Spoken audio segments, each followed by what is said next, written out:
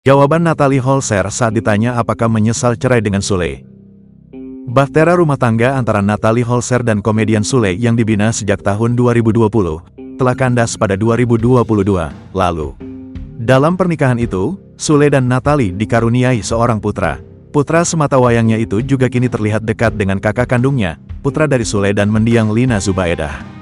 Kedekatan Atzam dan kakak-kakaknya terlihat dalam momen pernikahan Rizky Febian dengan penyanyi mahal ini pada Jumat, tanggal 10 Mei tahun 2024 lalu.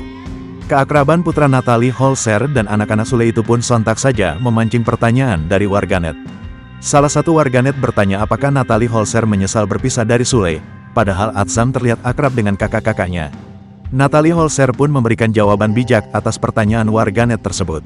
Menurut wanita 31 tahun itu, dalam hidup tak ada yang perlu disesali.